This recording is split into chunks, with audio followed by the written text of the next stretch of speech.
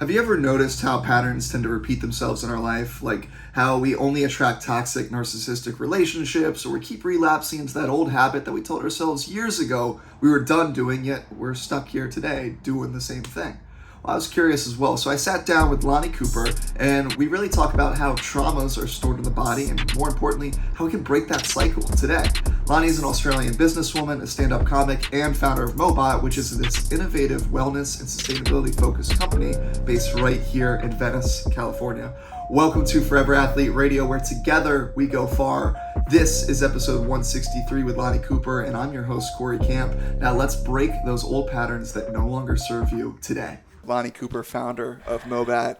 How are we doing, Lani? How are you today? Doing great, great. You just started up hot yoga again, starting off the new year. Yeah, feeling good? You just coming from that? I went early this morning, did the 5:30 class, back into the grind of doing the early days. I feel great. I'm not sure about my hair, but I feel great. It's okay. Most people are just listening to this anyway, not watching the video. You'll be fine. You look great. Tell us about yourself. First off, aside from what you do for a living with Mobot, who is Lani Cooper? Like, who are you? Gosh, I am an emotional deep dive triggering person, I believe. If there's a button to push, I seem to find it. So people have a love-hate relationship with me, I believe. I am a lifelong learner and very curious person who loves to pull things apart, reverse engineer, and try and put them back together better, whether it's a toy or a human.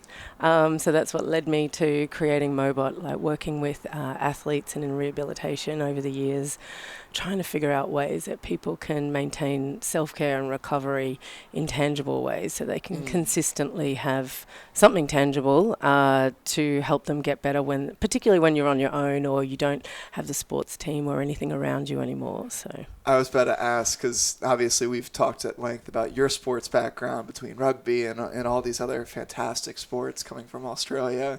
It's at some point, though, we lose access to the team doctor and the team everything. So that's why I've been so fascinated about what you're about now, not just the product that you put out, but the mission behind why you do what you do. It is so accessible. When did that first come to you, and when did you kind of see the need for this to really take over the industry? I first learned about myofascial release and stuff when I was studying 20 years ago, and even when I was doing yoga and things like that. Just what are these knots? What's the tension in my body? Is it from my working out? What sort of stress? I'm always like, what and why? And so that was when I first learnt about it and was working with athletes, and definitely noticed a difference when athletes used myofascial release and did their own rehabilitation work as opposed to just relying on the team doctor or physical therapist. They knew their body so well, and it's really hard at that level to avoid injury, but you can recover faster if you know your body well and you're consistently looking after it. And the body's constantly sending us messages. I think the body sends more messages to the brain than the brain to the body. If we're in tune and willing to listen, because that's where, trauma and tension is stored, and you can release that from your muscles, not just, I need to roll my ITB because I run a lot. There's other ways that we can release our body to help prevent injury and keep ourselves a little bit more feeling balanced and grounded. Yeah. You said something there that a book that's come up multiple times on the show is the idea the body keeps the score. Oh, love that and book. How it holds that trauma. For someone that's not familiar with that, how would you explain that in the most simplified terms possible? Goodness me. Well, because trauma is not just what happens to us, in my opinion. It's like there's generational trauma. There's trauma we see that maybe happened to someone else, but we've taken it on. And that's in the body as a memory. And I don't believe that you have to access it and relive it. You can have an active process like active meditation, foam rolling, somatic therapy, things like that, movement therapy, to release that. And I believe releasing it with the breath and flow really makes a difference. There's so many different tools you can incorporate, but I'm a big believer in releasing trauma from the body helps us with our mindset and our, like, you know, say we're stuck on a broken record in our mind. It could be something in our body that's stored that we need to release. I've had a lot of people in classes that I teach, whether it be yoga or foam rolling, and they'll have an emotional release. And I'm like, that's great. Let it go. You don't need to talk about it. We don't need to relive it. Let it out of the body. Keep moving forward. So there's multiple things like that we can do. Yeah, you said something there too about flow, which I love to dive into. And what I love about just energy in general, it's meant to be this flowing thing. It's not meant to be stagnant. But oftentimes, to your point of trauma or past experience or generational experiences, it gets stored and it gets stuck.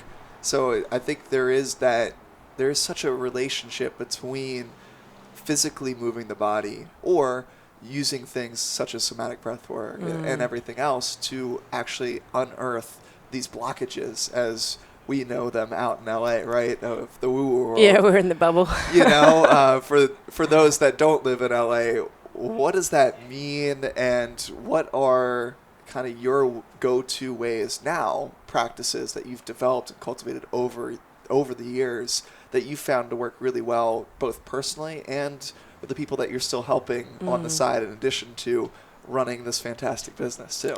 I think, you know, you touched on the word stuck. It does feel stuck. And I mean, even as simple as hydration, everything gets stuck. I don't know if anyone's ever tried to donate blood while you're dehydrated. Oh, yeah. That's when you find out about stickiness and how on a deep level dehydration really affects us and causes more tension and headaches and things like that is so simple to resolve and get on top of. So that was always something that I've been on top of and try and get people to be on top of.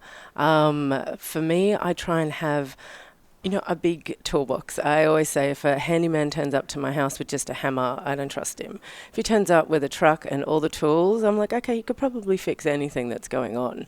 I think about that for our mental toolbox as well. So I have usually a plethora of like things that I can go to. Like I love a morning routine. I love how setting up the day well for me. Yeah. But I have several different minutes that I can choose from. So I have meditations and breath works and yoga and activities that I can do that range from 7 minutes to an hour. So depending on how much time I have, so I don't have the pressure of going, oh my God, I slept in, I woke up late, okay, my whole day is ruined. Okay, just sit down and do this one. And it really is the simple things, little things that you can do consistently that make the biggest difference over time. Yeah, you got to be dangerously consistent with those little things. But I think also, to your point there, being willing to be adaptable. I think that is, we're recording this at a timely point and starting the new year, and everyone has these big ambitions to start off big. And yeah, they're gonna hit the 5:30 a.m. yoga class every single day until maybe next week, and then, you know, they sleep in, they miss one, that spirals and it snowballs. It's important to have almost like this plug and play model that you've created of like, okay, cool, I don't have my first call now until 9 this morning, but some days I have a call at 6. It's going to look like a different routine, and that's okay. How was that process figuring that out for you? Like, what truly works, what doesn't work? Is it still fine-tuning? Are you always kind of growing and expanding that, or do you feel pretty solid in what you have right now? I'm always trying new things and finding and expanding and exploring. I think I think the New Year's resolution stuff is a bit of BS. Like you said, you know, people will hit a wall quickly if it's what they read about is that this is what I should do. Like when they go, people that are entrepreneurs, this is what they do. You have to follow this. There's no right or wrong. It's finding out the hinging points for you. You're not negotiables. And that's what really works for me. And like sorting, what are my values? What am I aiming to achieve? What makes me feel good? And then trying to build a program around that so that I'm always doing the right thing by me, not looking externally and going, if I check off this list, then I'm successful. It's got to be an internal thing thing that you figure out, and you're going to make mistakes, you're going to fail. There's so many things that I've done that I'm just like, I will never do that again. Even though it works for a lot of other people, it didn't work for me. Yeah. And that's okay. So it's figuring out those things and trying things. Like, you can't just do something for a week or two and go, that doesn't work for me. I think the minimum is the 30 days of intensity of trying something to know whether, you know, that is something for you or not, and whether you see a change. It takes that long. Yeah, and I think it helps too to have some sort of feedback set up so that you can truly assess, like, what is this impact actually making on my life? At this point, I've suddenly become known for taking ice baths all of the time because I've just started sharing them. But I was very cautious before sharing, like trying this out for an extended period of time before I put like Corey Camp's stamp of approval on it and say, hey, look, this has helped me. It might help you, or it might not. You know what I mean? I tell people all the time, like, if an ice bath scares you, it terrifies you, good, great. Start with a cold shower. Start with like 30 seconds, like jump in 10 seconds. Whatever it is, we have to assess where our current starting point is and then go from there. I love, too, that you just highlighted that a lot of people, I'm always hesitant to ask people what their morning routine is on this show for that exact reason of people often are so quick to just steal and be like, oh, that works for her and she runs this and she's done X, Y, and Z in her life. Therefore, like, if I want to be like her, I need to do exactly that.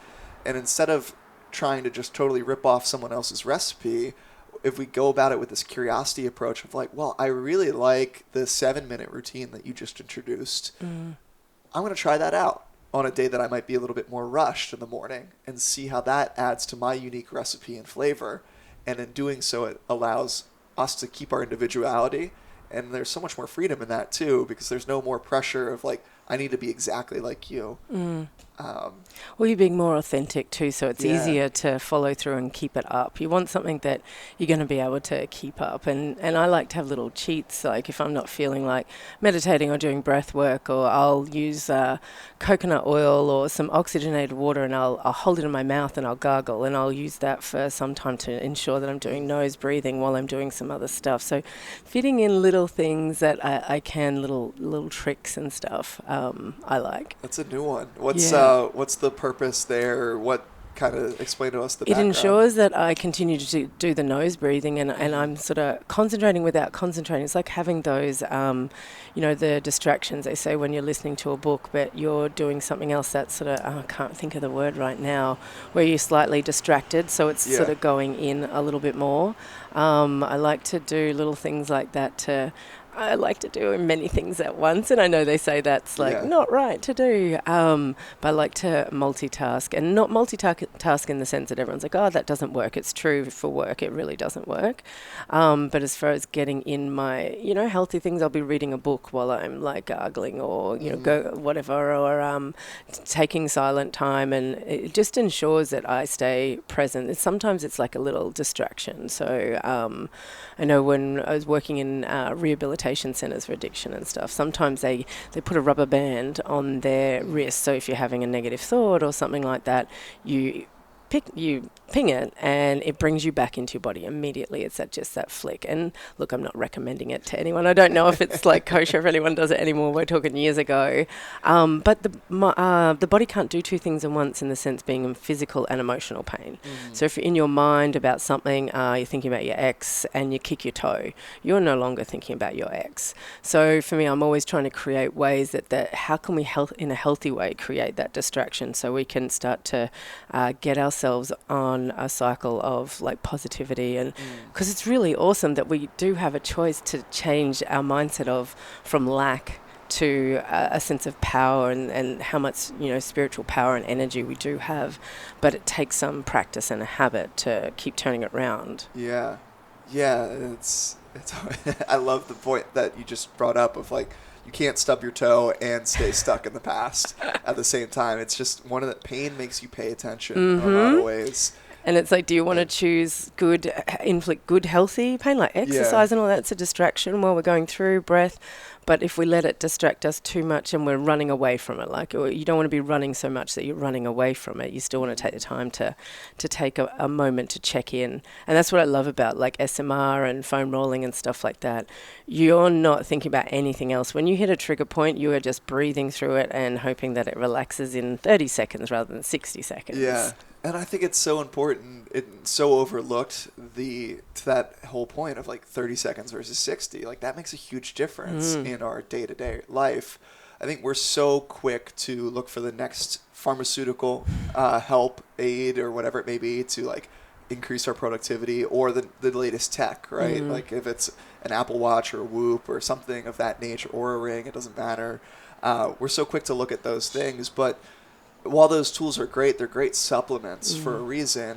They don't always scale. They're not always readily available in the moment, especially when we're faced with that triggering event, that trauma that comes up. I love to focus more on the physiology and the psychology behind it, which I know is heavy into your background as well.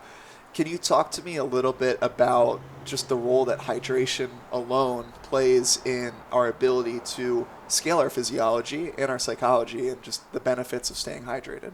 Well, they say, I think it's even just getting 2% dehydrated affects your performance up to 20%. So, and I always say we're not a camel, so I'm big about a pre-hydration game. So it's all about pre, it's not post, you know. So if you're going into hot yoga or sports or whatever you're doing, make sure you're adequately hydrated before. And it's not just always water. Some people need more magnesium or salts and supplements and stuff. So you want intracellular hydration. So it's actually feeding your body, because we can go so long without like food and things like that, but water we can't. Like even our brain, it needs so much water. And I feel like they say that it's over 75% of Americans are chronically dehydrated, and it's a leading cause of stress and illness. And there's a book called The Body's Many Cries for Water, and I like that I said water instead of water. I'm getting better after 10 years. But the Body's Many Cries for Water, and he did a lot of experiments on just treating people with hydration and giving them water, and it made such a huge difference to their health. I highly recommend looking at that book. It's a very simple, quick read, and it's mind-blowing.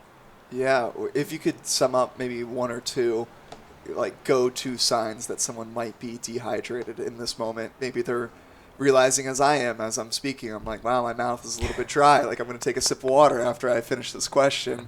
What are the two most critical maybe warning signs or red flags that are like, yo, you're dehydrated, drink something? It's funny because usually if someone's like cranky or they toot the horn or they do something like that, I'm like, are you dehydrated?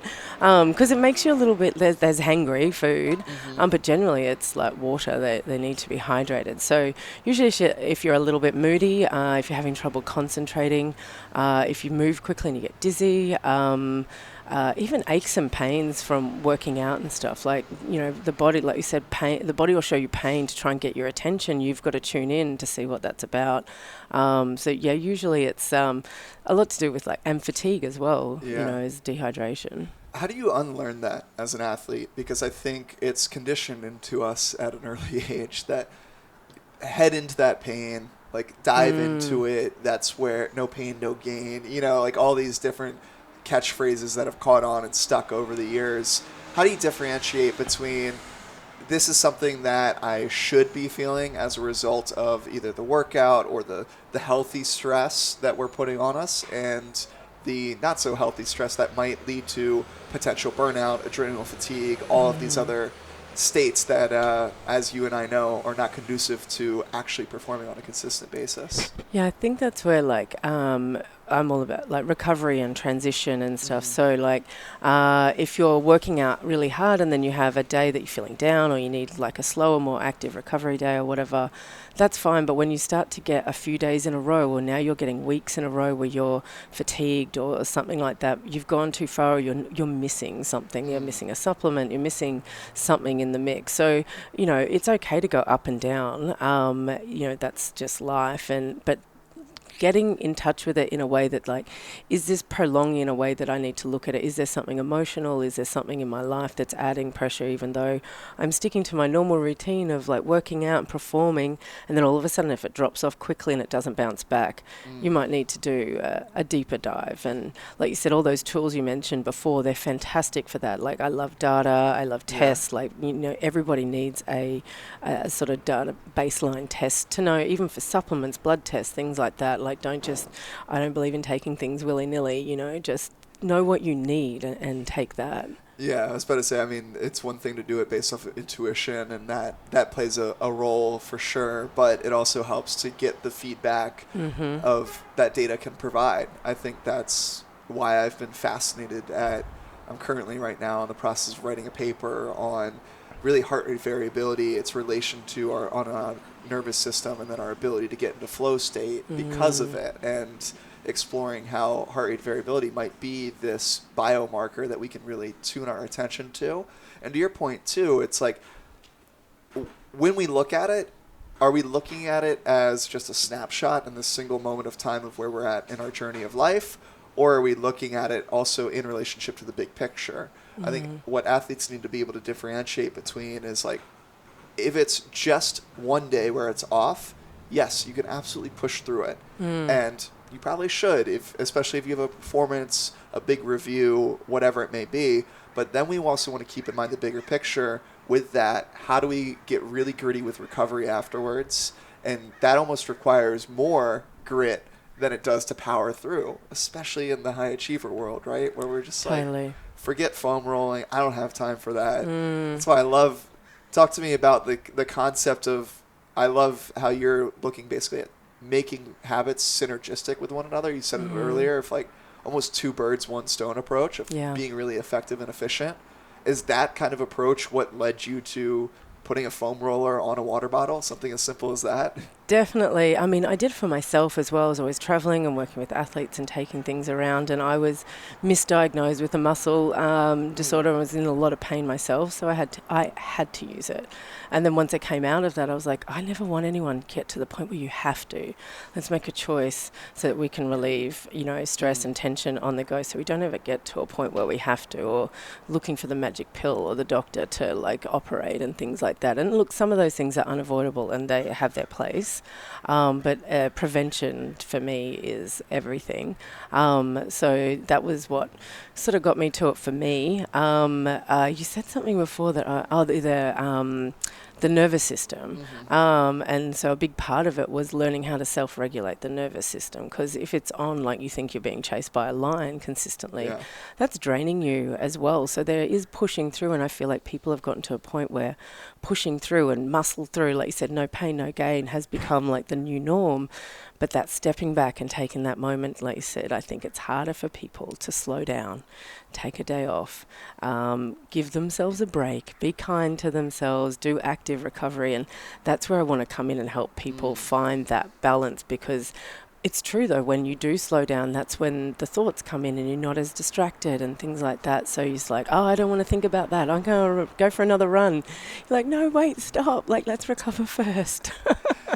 Yeah, it's so funny how our default, I feel like, especially in today's society, it lends itself to default mode being like, just go. And there's this almost shame and stigma around, like, I've shared multiple times, like, I take a nap pretty much every day. Like, it's a fantastic day, and I know I'm going to win that day if I have the time and space, and I proactively try to put a nap time in my day, which sounds crazy for someone listening in and be like, but aren't you supposed to be like a high performance coach? Like, what do you mean you're taking naps? That's so contradictory. But to your point, that slowdown period, I think oftentimes too, we don't love that slowdown period because the things that come up during it. And we're like, yep, nope, no, I feel lonely. No, I'm not going to face that. I don't want to go into that today. I don't have time for that. Like, I don't wish to feel that. Thank you very much. And you're like, no, you need to feel it to like get it out. Because there's nothing wrong with feeling these things. It's just like being in it and know it's not going to last forever. It's just, it's emotion, it's energy, and it's coming up for a reason. If you don't deal with it now, it's going to come up somewhere else, whether it comes up more dramatically in public somewhere and you're triggered by something silly and you lose a plot, or it comes up as an injury or something down the track. So it's trying to get your attention for a reason. Yeah, one of my friends says what we resist persists over time, and 100%. if we continue to resist those feelings and those repeating patterns, it's going to persist in just the lovely machine and operating system that we have as humans with our bodies. It's probably going to get manifested in larger and larger warning signs and ways until we finally wake up and say, oh crap, yeah, that check engine light has been on for a while. You know, we much rather, when that check engine light first comes on in our car, we know we're good if we like move on and keep driving for a few miles, but you know, if we're driving on it for a week, 2 weeks, a month, we're really kind of rolling the dice every time we take it out. And that's the same thing when we are feeling these emotions, especially the heavier ones that we need to process through. The longer we just continue to just like, let's just keep driving, let's just keep going, it will go away.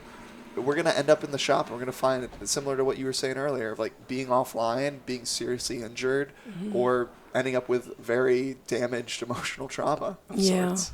I think, and there seems to still be a bit of a stigma around speaking up before it gets to that point where it's a breakdown, and it's like, oh, am I being a hypochondriac? Am I worrying about something too soon? And, you know, I look forward to the day where these stigmas are sort of set aside so that we can actually get in touch with ourselves without anyone feeling like they're overreacting or anything like that, because the more we're in tune with ourselves, the more we recognize, okay, this is just this, it's got to come up, you know, so I don't want to let it get to a bigger problem or bigger issue. Yeah, I mean, to that point, you know, we think we're making progress in it, and then we have an event like, well, just top of mind, Simone Biles at the Olympics last year, and it's like, I thought we made all this progress on the frontier of like athlete mental health and taking it seriously, but then again, it's like one thing to do the work, and then when it's actually put into play, into practice, it's like, did we actually learn our lesson? And that was, I think, a really great case study to show just how divided people still are as a collective conscious on that sort of issue of like, well, she's supposed to be the greatest of all time. She can't feel that way. And it's like, no, she can. And she is. Many in history have and just not done anything about it, or 10 years later they come out with a movie talking about what they went through and what they pushed through and that they shouldn't have and what it did to them. So, yeah, you're right. Like seeing the divided society on the commenting on that, I thought was very interesting. Yeah, it was really interesting timing of like HBO's Weight of Gold. I don't know if you saw that documentary. No. So Michael Phelps was the producer and headed it, and it really talked with Olympians from all over the world about the hidden pressures and mental health struggles that come with being an Olympian, and really the mental weight that comes with gold. And they talked everything from like post Olympic blues and how like that's a huge letdown for so many people, and the depression, and highlighting all this. And it was really interesting because that came out, I want to say like middle of 2020, and it was like, cool, this conversation's finally being had, it's in the forefront, it got some accolades and acclaim. And then to fast forward a year later, to my point of like, it's one thing in theory to do the work, and then it's another thing to actually implement the game plan. It was very clear to me that like, yes, we're kind of talking about it, but we're still a large gap there that we're facing when it comes to actually being put in those situations. Because look, at the end of the day, it's big money, big business. There's a lot of money riding and sponsorship on a lot of these athletes, a lot of pressure, and they don't want to either lose their sponsorship, they don't want to disappoint people. And, you know, I think, you know, Nike and a few of those ones that have stood by the athletes at those points is amazing. But a lot haven't. Yeah. What would knowing what you know and your background and everything, it's wide reaching in a lot of different areas, which is what I love about this conversation. What would your piece of advice be for that person that might be going through something and figuring out like, am I borderline burnout, or am I early stages of burnout? Am I at a breaking point like Simone might have been last year? Like, what would your advice be for them? I mean, definitely having a trusted mentor or advisor and someone that you can turn to, whether it's a family member or having community and a sense of belonging is a really good place to return to. And it doesn't have to be immediate family, but just having someone that you can trust and where you feel safe, because, I mean, that helps your nervous system. Once you can relax, then you can actually get to the bottom of it sooner, in my opinion. But having someone that you can trust wholly and solely, and even if you have someone and then you're not sure, it's like dating, like finding the right, trusted person to share with. You've got to keep going until you find that person. And I feel very lucky to have a few, like having a few in your life is huge.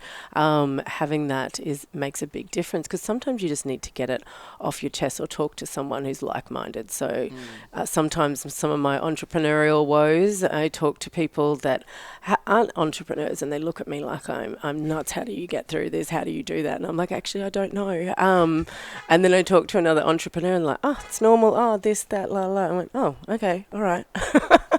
You're like, oh, you don't deal with production delays and supply chain issues as well in the past 2 years? Oh, so I should just put up with this. Right, okay, this is normal. Weird.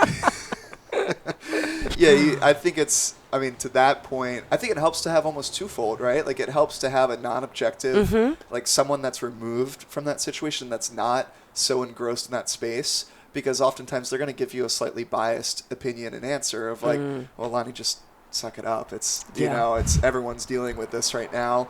And then to the person that is, not in that space, they would hear that and be like, I don't know how you do this. And you're like, oh, heck yeah, I'm like Superwoman here. Like, I got this.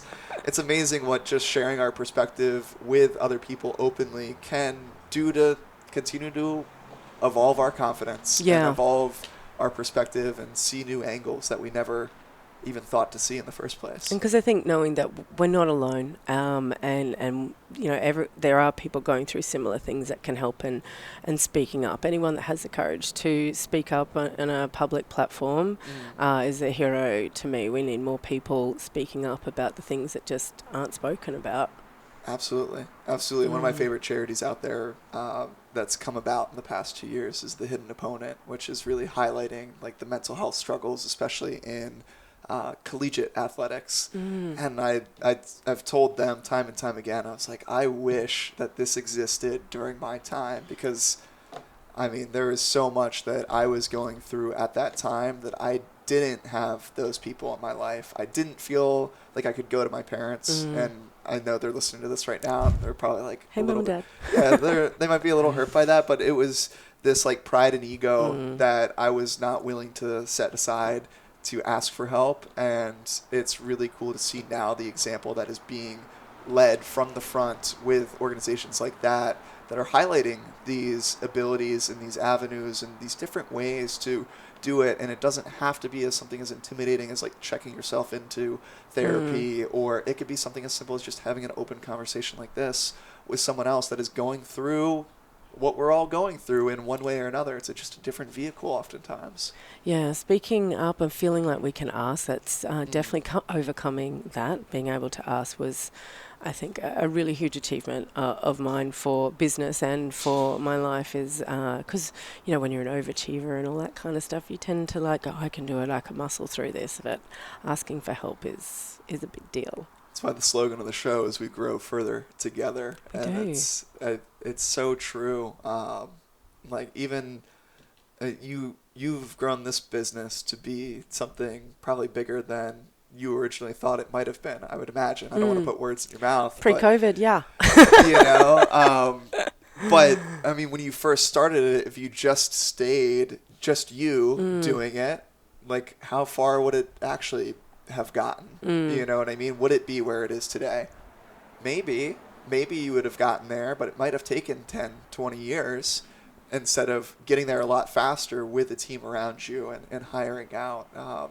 I like to use the analogy to circle back to the nervous system almost. It's like we have this option of we can view our body as a vehicle, and it's trying to get to whatever destination we're going to. And we could be driving a Toyota Camry, and yeah, it's reliable. It's going to get there. It might not be the fastest car in the world, but it will get there. But what if we have the option to drive a Lamborghini or Ferrari every day and like that thing's just so fun, the way it shifts gears and handles turns and the ups and downs. That's what I think oftentimes doing the noticing how to navigate your nervous system, the benefit there is to people is it's basically upgrading from that Toyota Camry to a Ferrari. You're able to switch gears like that. You understand, okay, cool, I got triggered by this conversation. I know exactly what I need to do to either downshift into more of a parasympathetic response, or I need to upshift into the sympathetic response and like turn on. I talk about a lot of times I'm this extroverted introvert. Like I love things like this. I get up for them, but I also know afterwards I need to downshift, and like it's built into my schedule after this. I don't have anything for an hour because I'm like, this is a lot of energy for me, and I need to turn it off afterwards and recover to start back over like my flow cycle into the afternoon. Yeah. And I think people don't see a lot of that behind the scenes stuff to understand that, because I do stand-up comedy as well, and I very similar after. It's a lot of energy. I would consider myself an introvert, even though no one believes me. But it takes a lot, and I want to give it everything I've got. But then the next day, there's definitely like some sort of like downtime that's needed, because it's a big expense. I expend a lot of energy to do it. Yeah. How often are you still doing stand-up? Just starting back as venues are opening up in the last sort of 6 months or so. So getting back into the groove, haven't been booed off and people still laughing, so I'll keep going. It's a good sign, right? Yeah. Do you find flow in that? Oh, yeah. It's definitely business and stand-up are my new sport, and I don't get to play a lot of the extreme sports that I used to play due to some serious injuries. So this definitely meets that need of me wanting that like adrenaline rush and to push myself. And comedy is, I highly recommend everyone do it. It just is life-changing, because you really do think you're going to die up there, and you don't. And I always want to improve, so you'll do something, and that's about recovery. Like I could do a 10-minute set and feel like I'm bombing, but then get off it and no one even noticed. So it's all about those quick recoveries and having tips and tools that I have to bounce back and things that I can use so that it's not noticeable. Yeah, I think that's what athletes do really subconsciously really well, is they're able to shift that gear. Yeah. And the best ones, the best comedians or business owners and entrepreneurs, like they're able to just shift gears almost with no one noticing around them. And maybe they don't even notice too. You know what I mean? Yeah, it does so become ingrained. automatic. Yeah. And I think you just, that F word, failure, you're so used to it, it's not a failure anymore. It's just like an opportunity to learn and transition. You're like, in your mind quickly, that didn't work. Okay, where are we going now? I like to say failure is just feedback, and feedback is a flashlight towards where we're going to go next. So to be able to have I think stand-up, improv, those are fantastic flow-driving activities. Same with extreme sports, to your point there. Like, if you're on a downhill mountain biking, like, you fail, you flip over your handlebars, you get immediate feedback that, like, hey, dude, you shouldn't have ran over that rock. But you can start to surf that wave of energy and, like, understand, like, okay, I need to let some air out of the room here. I can tell it's getting a little bit tense. We need to maybe tone back the seriousness of this set, or lighten it up a little bit. Like, how are we going to do that? Or I need to build some suspense, and I'm going to change my tone and all this. But immediate feedback is the biggest driver to just continually going into flow. I want to ask you just a few more questions here. First of which is, what is personally like your biggest focus at this point in time? In life in general? Just in life in general. Helping myself and others raise their vibration and be more energetic and light. I feel like the last few years have been extra heavy. They've gone on too long. Yeah. And people are trying to sort of get through it and like smile through it, grace their face, push through. But I think there were things before it, and then that happened and it made it a little bit subdued. So anything that I can do to help lighten the load in any way, whether it's our nervous system, whether it's comedy in some way, it's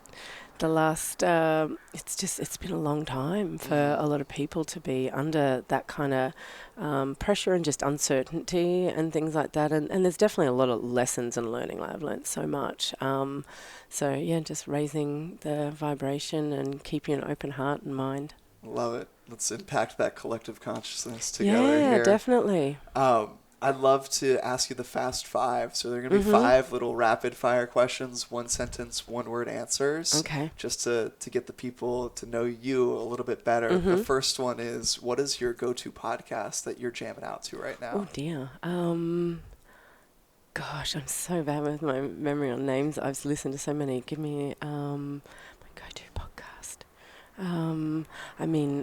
Is it Dr. Andrew Huberman? Huberman. Yeah, Huberman Labs. yeah. He's a legend. I just like my brain. Him and Dr. Amen.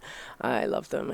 Anything about the brain is amazing. I love it. What's your favorite book in the past year? Because I'm feeling you're reading a lot. I read a lot.